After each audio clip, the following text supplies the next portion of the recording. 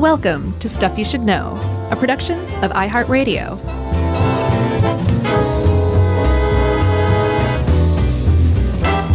Hey, and welcome to the podcast. I'm Josh Clark. There's Charles W. Chuck Bryant, and Jerry is literally right there. And Chuck, I want to start something.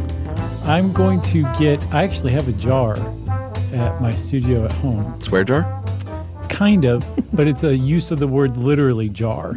I'm trying to break myself of that, except when it really, truly makes sense, when it literally makes sense to use that word. Okay. Like in this instance, Jerry is literally sitting right here. So do you have a problem with that, with misusing that word like so many people? It's not...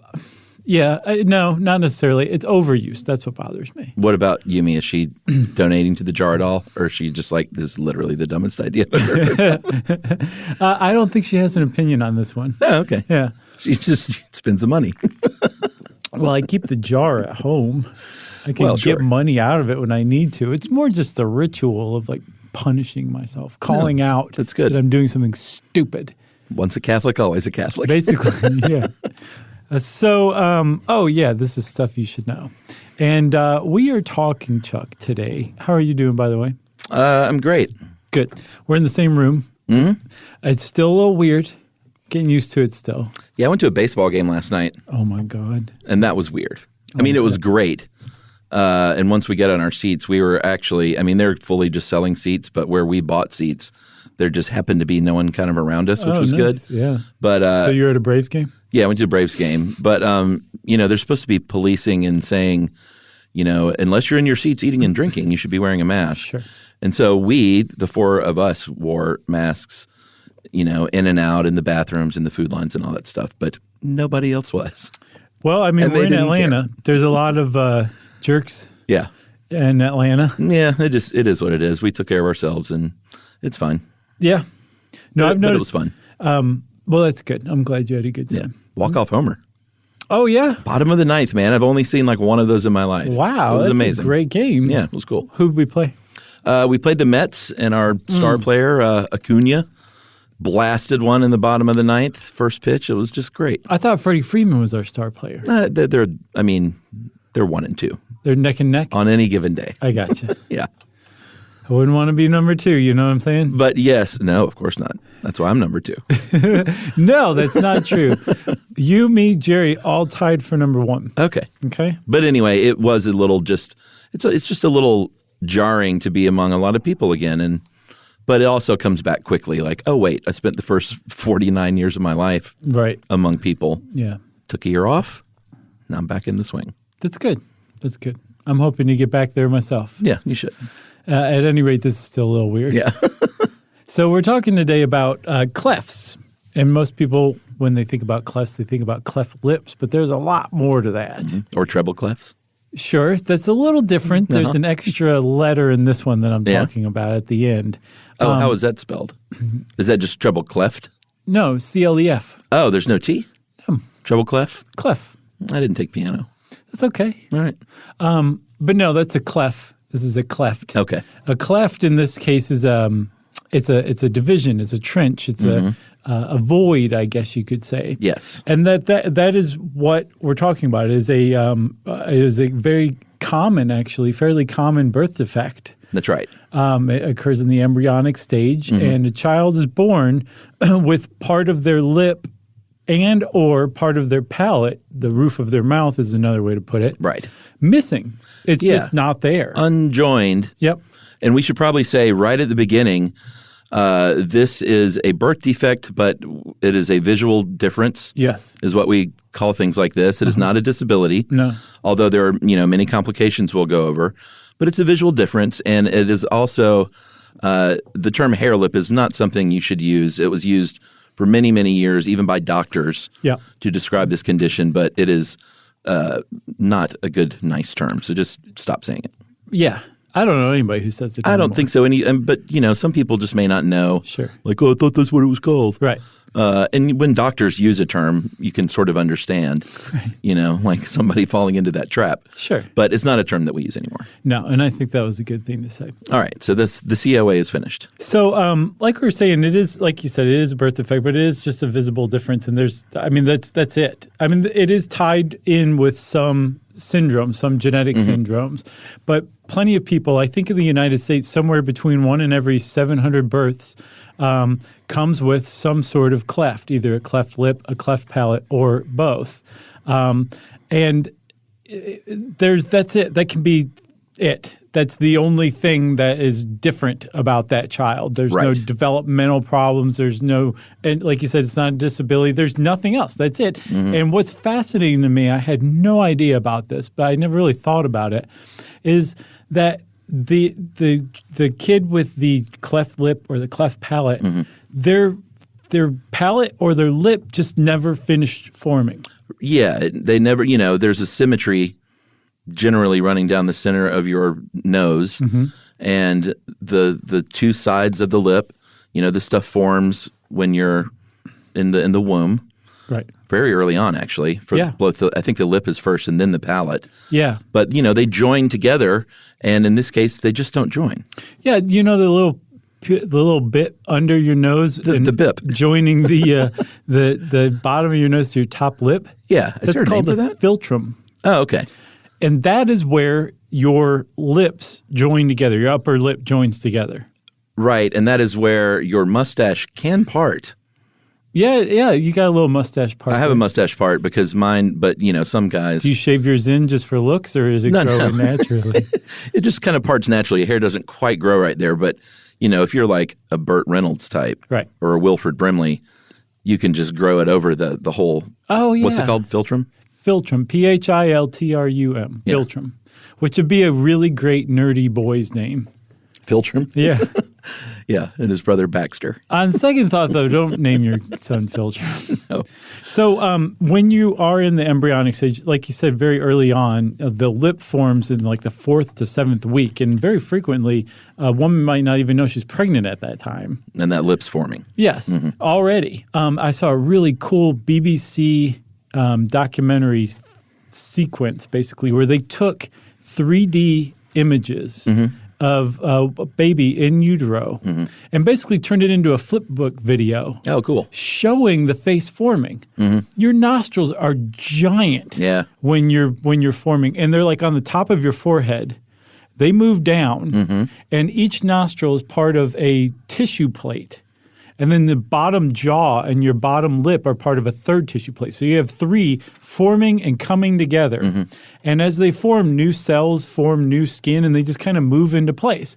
If you have a cleft lip or a cleft palate, again, that final meeting in the middle just never happens. Yeah, so when you watch something like that, are you amazed at the miracle of life, or are you disgusted? Amazed at the miracle of life. Okay. Yeah, for sure. Because when you think of nostrils on the top of the head, it's nothing I'd sounds like just a Guillermo be like, del Toro that's movie. the most. It's neat, actually. It is. No, it very is super neat. cool. Yeah, for sure. course. So miracle of life is what I'm going with. So there are different ways this can happen. Your palate on the top of your mouth is in a couple of sections. The one closer to the front is the hard palate, and the rear is the soft palate. And if you have a cleft palate, it can be in the soft part, the hard part. It can split both. Yeah, because if you don't rub your tongue don't do across that. the top of your mouth, Don't do that. the front part is bony. That's your hard palate. If you go further back, it's really kind of tough to do, but you can. What? You got to stop. You don't like that? No, I don't think anyone does. Oh, really? You think some people like hearing that? I think it's kind of pleasant. Anybody who like that, shout out. I want to hear you. I think there's some kind of a pressure point in your soft palate too for, is it migraines or something? I remember hearing about pressing your thumb into your soft palate to do something. Ice cream headache. No, it wasn't that. It was something else. Oh, But well, you can cure an ice cream yeah. headache by putting your tongue against the roof of your mouth. It may be multifunctional. Anyway, in the very back, you have just a muscle. Like your hard palate is bony with some skin covering it. Further back, it's like muscle with skin covering, and that's your soft palate. It feels like a little rib cage up there. And you can have this division, this cleft, in either part or both, right? That's correct. Yeah. That's what I said. So an incomplete cleft is missing. It's a little notch, and it's missing from the middle of the upper lip. A complete cleft is all the way through into the nose. And then with the lip, it's always the upper lip, but it's usually off to one side or the other, I think, because of that symmetry and how it forms. Yes. And it's always the upper lip because it only affects the two top plates of flesh that are forming that form your upper lip and your face and those forehead nostrils that come back down to your nostril area. That's right. God, it's just like old times. Jerry's literally dropping food out of her mouth onto the table. Is she eating miso? This is amazing. No, but it's so funny. I don't know. I think there might be a little got miso all day, and she chooses to eat when she's in here. Yep. I think we should take a break. I think so, too. All right. That's a good opening salvo. So we'll be back after this. All right. Stuff you should know. Learning stuff with Joshua and Charles. Stuff you should know. I think I might have misused salvo. Did I? I don't think so. Was that right? Yeah, I associate that with like a timpani or a cannon going off. Oh, sure. Fanfare. Yeah. All right. I think you used it correctly. All right. It was so cleft that you got wrong. Yeah, back to clefts. They are developmental defects, like we said, very early. And what causes them, genetics can play a part. I think if you're a parent, you have with a cleft, either palate or lip, you have like a 2 to 8% chance that your kid may, if you have a biological child. And then that goes up if you have siblings or if you have your parents and it's sort of passed down. I think that number can go up to like 20 or 30%. Yeah, it can. If your parent has a sibling that has a cleft as well, the chance of your kid having a cleft is definitely increased. And then it can keep going up depending on whether or not your parent has a genetic syndrome that they're passing along. Right. I think there's something like 300 to 400 different genetic syndromes that are associated with cleft lip cleft palate. Uh-huh. And together we should say they're both called orofacial clefts. Oh, yeah. We didn't say that, did we? And I've also seen it abbreviated as CL/P, cleft lip / palate. That seems to be kind of like the shorthand for it. Because doctors don't like to write full words. No, they don't. We know and that. Their handwriting is just terrible. And then I've also seen them called affectionately as clefties. Oh, that's nice. Mm-hmm. So, and we'll talk about the acceptance of facial differences if you have a cleft or have friends or family members, and that's a big, big part of it. Yeah. And I think something like clefties might be a way of embracing that. Sure. So there are some other things that could be risk factors and increase the risk of all kinds of birth defects, certainly including clefts. And one of them is if you're smoking and drinking booze while you're pregnant. One of the reasons alcohol affects any kind of birth defect is because it disrupts the absorption of folic acid. And that's another reason you might, if you don't have enough folic acid, that's why pregnant women take extra. It's a natural form of B9. It's a vitamin. And I think in the late 90s, the FDA said you got to start putting extra folic acid in like all kinds of common foods. I remember that. Sort your recyclables, start taking folic acid. Yeah, and just like put it in bread and pasta and grains and cereals and things that people eat a lot of. It's naturally found in sunflower seeds and fruits and beans and peanuts and stuff like that. Mm-hmm.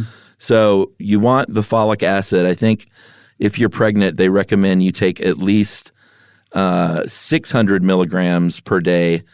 And if you're just a regular old non-pregnant human, 400 milligrams a day. Yeah, if you are in your reproductive stage or age. Right. But you need folic acid anyway, right? Why not? Just as a person? Sure. Yeah. I eat a lot of bread. I get a lot of folic acid. So smoking and drinking is one. Diabetes is another, right? Yeah, that's a really big risk factor. Diabetes and obesity both seem to be correlated to increased risk of clefts. I'm not sure what the incidence is for women with diabetes, but it is an increased risk. And then there's also a couple of epilepsy medications that increase your risk. The thing about all this is there is no definitive understanding or explanation of why clefts form. Right. Of what it is that causes some children's lips just not to join together or their palates to not fuse together at that last final stage. Mm-hmm. It seems to be multifactorial is what they call it, where there's just a bunch of different factors. Yeah. And also, in addition to genetics, like your parents having one or your parents having a sibling with one, depending on your race, actually, your risk is increased.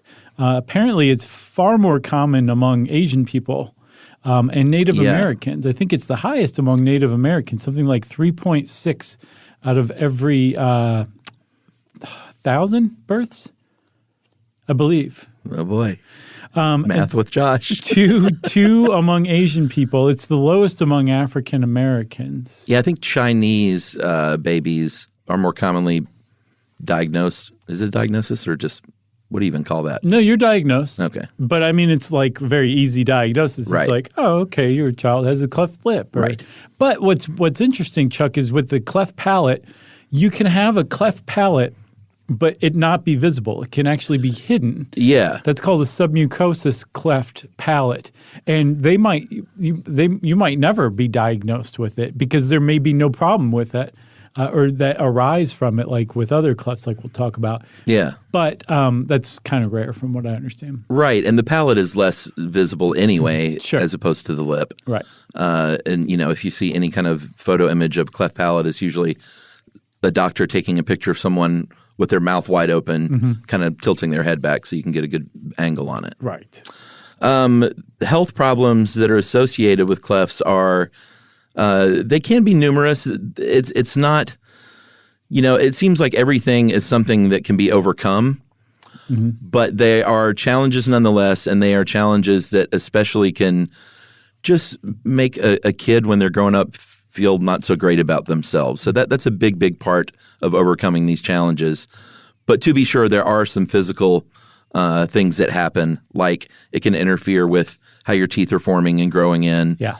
Sometimes you might have to get bone grafts on the upper portion of your gums. Especially if you have a cleft lip. Yeah, cleft lips, it seems like, is usually where the teeth problems come from. And then one of the first things, if you're nursing your baby, then if your baby has a cleft lip or a cleft palate, they may have trouble latching on and getting a good suck is what they call it. Yes. And luckily there are different methods for improving that. There are certain types of bottles which can help with that. Yeah. So again, that's a problem that can be overcome pretty routinely. It's the easiest to overcome and to nurse a child with a cleft lip because you can set the baby up and, as usual, Chuck, You're demonstrating breastfeeding in the air. And you can just, after they latch on, you just kind of put your finger over their cleft lip.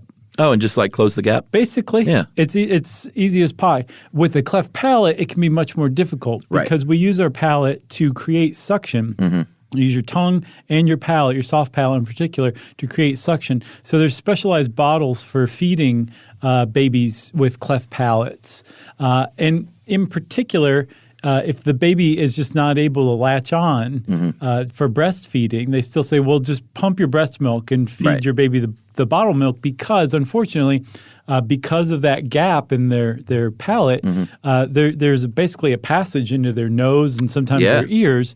So breast milk can get in there, and they found it's far less irritating, breast milk is, than formula when it does get in the little baby's ears and nose. That's right. And because of that same gap there, I think throughout, we'll talk about the surgeries, but throughout childhood, babies and children with cleft palates and lips have higher incidences of ear infections, sometimes chronic. Sometimes they might have trouble hearing and learning how to talk. Right. But again, these are all early challenges that it's such a common birth defect that they really, really know a lot about how to overcome this stuff. That's exactly right.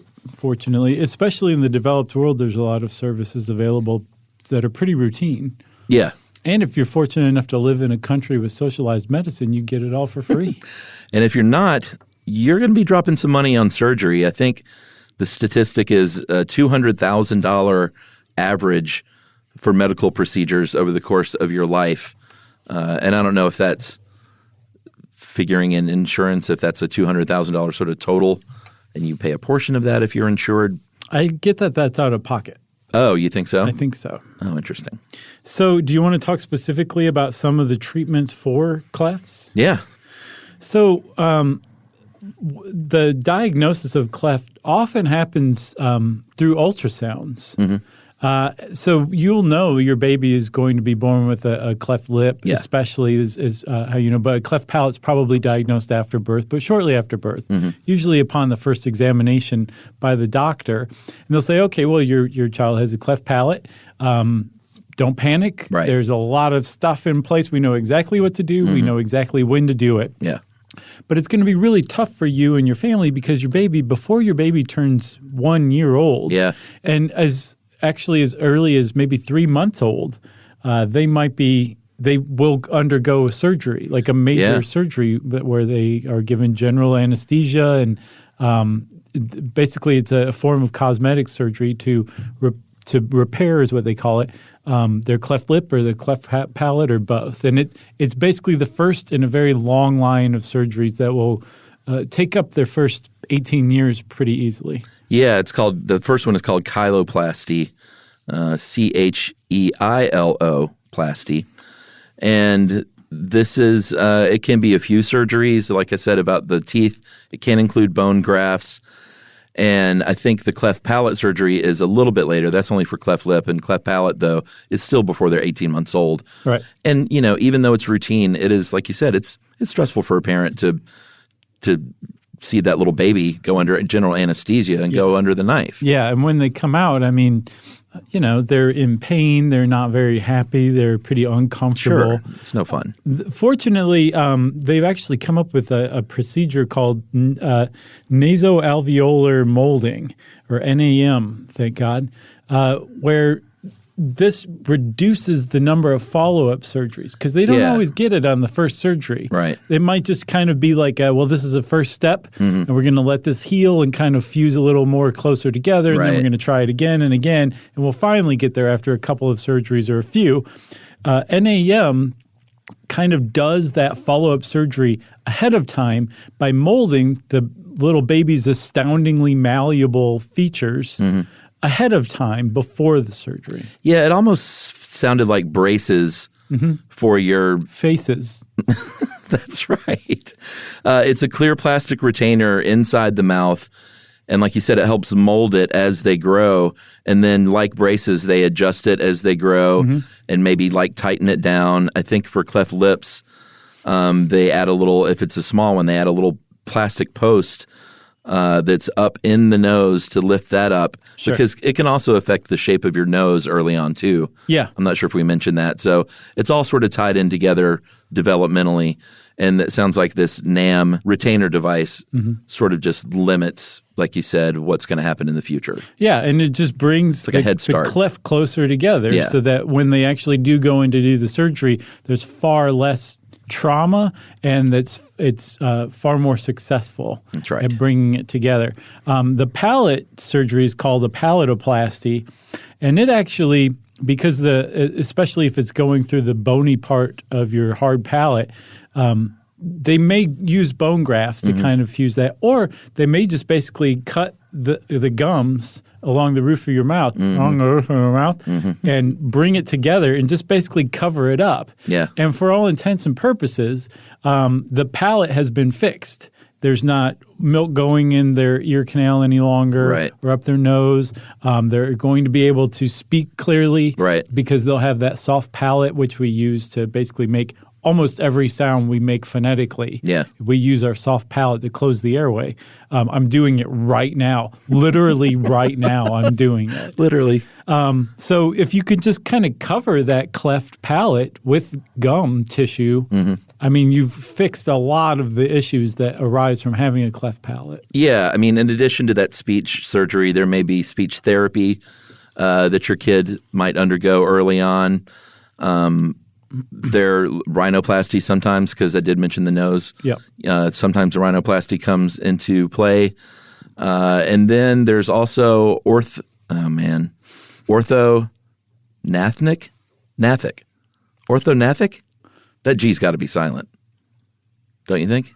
I don't know, man. All right, you take a stab. Orthognathic? Yeah, I think that was it. Really? Yeah, I think so. All right. Well, this is jaw alignment surgery, and this is something that happens later on because your jaw has to stop growing. This is sort of similar, I think, to my issues with my crossbite, and it's all sort of orthodontic related in a way as well. Right. And that ridge that's at the right behind your teeth. Yeah. That your adult teeth actually grow out of that. And if you have a cleft lip in particular, like you were saying, you might need a bone graft. That's another surgery that you were talking about. I know all about those. Same with implants. So that, like, for your front teeth in particular. So that's a pretty decent amount of surgeries, and that's not necessarily one and done for any of them. Especially, I think rhinoplasty can take multiple surgeries to kind of get the nose back where you want it to.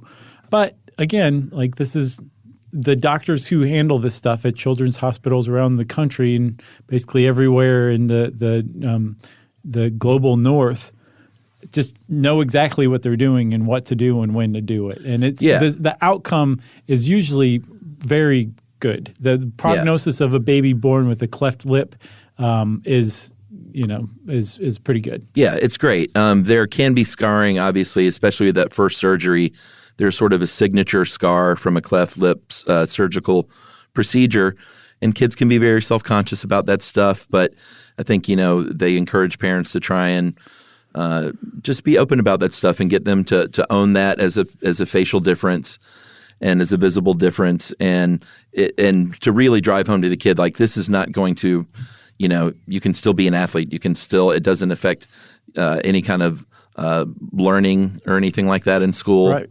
So it's really up to the parents, and then through the help of, like, friends and family, hopefully to get that kid on the right track. That's a huge one too. Supposedly, like, parents who are given, especially with an ultrasound, a diagnosis of a child with a cleft lip, can take the news pretty hard. Sure, yeah. I was reading I don't remember where I read it, but it was basically like a first-person account of having a child with a cleft lip. Yeah. And the woman was saying she was really worried that she was going to have trouble bonding with her baby.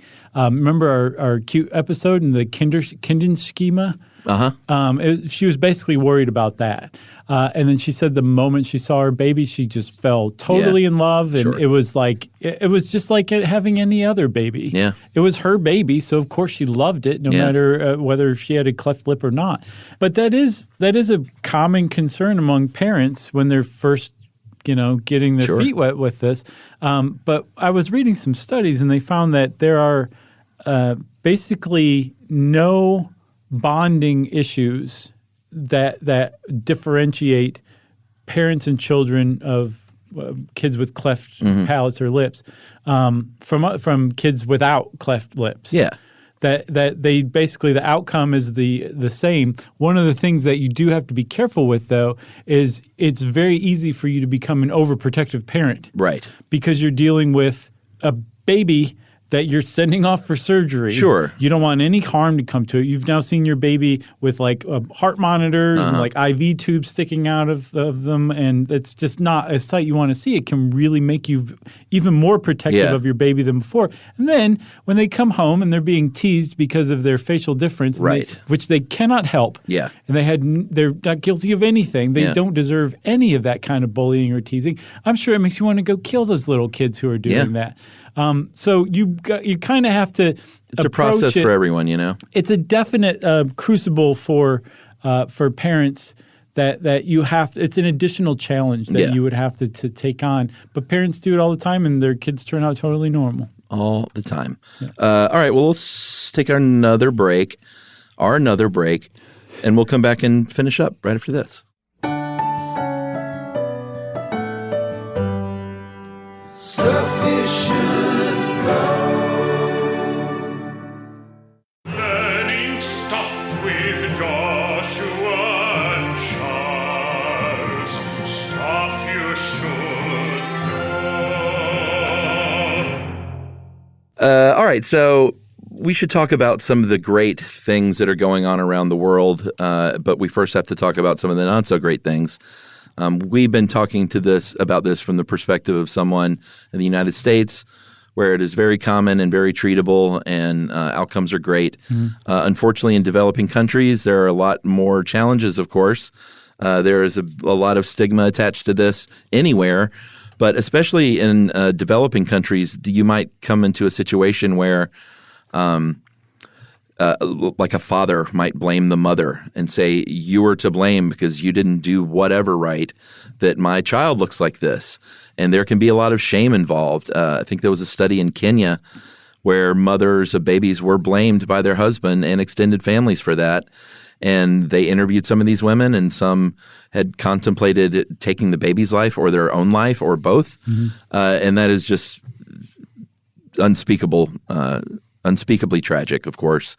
Their access to medical care is different, obviously. The further they are away from good care and the more expensive it is, the harder it becomes to overcome these challenges. Yeah. But there is great news, because there are some great organizations. One's called Smile Train, one's called Operation Smile. And what they do, instead of sending in doctors, they try and go in and train up doctors in these places to deal with this better, to teach them how to perform these surgeries, and to help educate the public at large about facial differences and that it's okay. Yeah, and I was looking at Charity Navigator. You ever go on there? Sure. Man, they're great.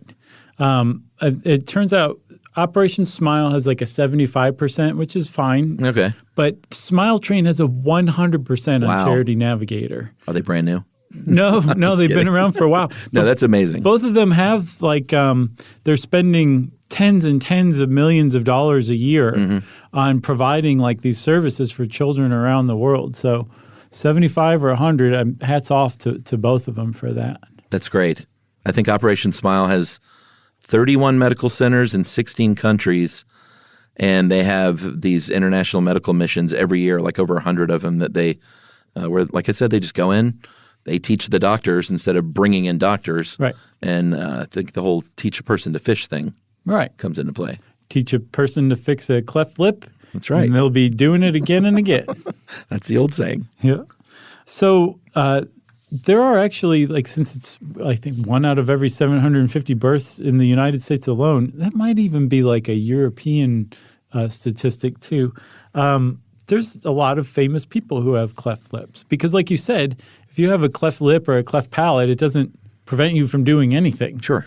So you could excel at, say, acting as maybe Mike Hammer if you wanted to. Stacy Keach? Yeah. Is that what you're talking about? Sure. Yeah, Stacy Keach has that cleft palate, or I guess cleft lip surgery scar, 4 surgeries, actually, that Stacy Keach had. Cheech Marin? Sure. So I guess you can still smoke tons of weed? I was going to say, he's got the suction thing down. Maybe so? Yeah. Who else? Joaquin Phoenix actually is widely considered to have a like a cleft scar. It has what looks like that cleft scar, like he had a cleft lip repair, a kiloplasty. But he doesn't. He has a microform cleft that was it's looked like that since birth. Yeah. And apparently Wendy Williams, the talk show host, got just jumped all over last year because she was talking about how cute she thought it was, and then was like basically pulling her. Oh, really? Yeah, she didn't do it right at all. I know she was ultimately trying to give him a compliment, but she did not do it in the right way. And definitely suffered for it. And then Peyton Manning is another one. Yeah, I think his was a palate, right? He had, I think, a lip too. No, I guess it says palate. I thought he had a cleft lip because I feel like I've seen him. He has a scar where like his lip. Oh, really? Looks turned up a little bit, but maybe it was just a cleft palate. So he had a couple of surgeries, and he had, I think he had braces for like 11 years. Yeah, from like age 4.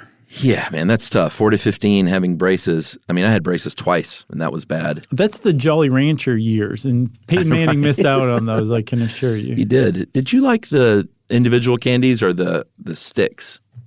The sticks, that was just too much, man. It was over the top. Was it?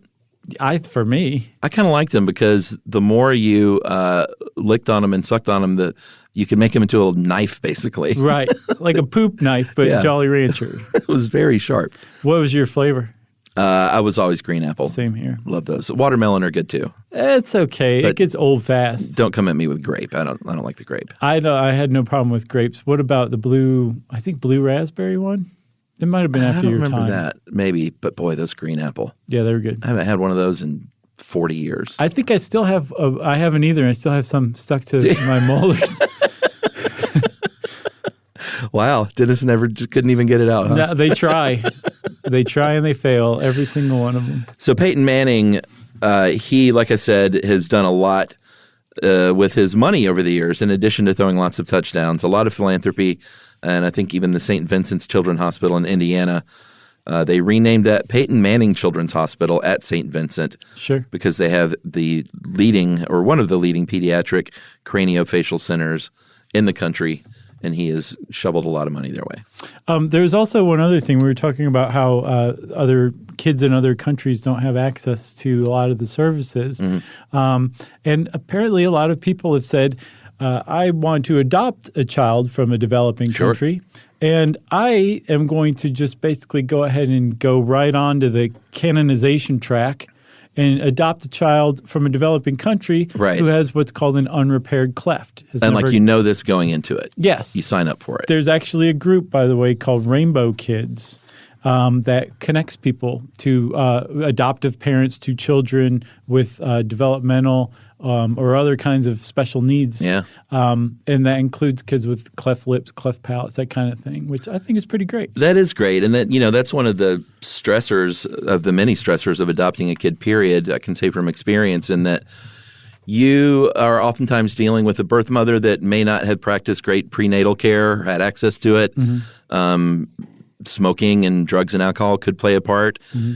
And you sign up for this, and they ask you these questions beforehand. They're like, what would you do if you are in the birth room and the baby comes out with a cleft lip or a cleft palate? Like, what's your reaction? Really? They ask you that? Yeah. I mean, it's just called your tolerance list. Uh-huh. Like, what if this happens? What if this happens? Right. What if you go in there and the baby comes out that's an unexpected race? Uh-huh. And you're like, oh, okay, well, can that happen? Yeah. And they're like, well, sure it can. So how are you going to? And then they tap on their clipboard and look at you, and they're like, what would you do? So you just got to fill out all this stuff, and it's really interesting. And it makes you do two things. It makes you really take a hard look at what matters, and also take a hard look at your own family and genetics. Yeah. And eventually probably end up saying like, hey, we're no prize either. Yeah. So let's just do this. That's fantastic. Yeah, it's really cool, we should man. Do an adoption podcast one day. I agree. In full. I agree. Jerry could even maybe say a few words. She just thumbed up and then shook her head. She's a little sleepy right now. She's blowing her nose. She just finished lunch. We'll see. So you got anything else? I got nothing else. Okay. Well, if you want to know more about cleft lips and cleft palates and craniofacial clefts, then you can go do some more research online. Since I said go do more research online, it's time for listener mail. I'm going to call this I inadvertently said something and I didn't even know what it meant. Oh, God. I don't think we did this one yet. Did we, about Netflix and chill? No, I don't think so. So I said Netflix and chill. I've heard it's an expression. There's a Ben & Jerry's flavor that I love. What's in it? Oh, I can't even remember. It's just really good. It's got a lot of good, delicious, crunchy, sweet things going on. It's one of my favorite flavors. I'll check it out. But let me just read this. Welcome back, Stuff You Should Know team. Listening to your appendix episode. I had a good laugh during the podcast. Chuck said, our immune system is not good at Netflix and chill. And I really started laughing.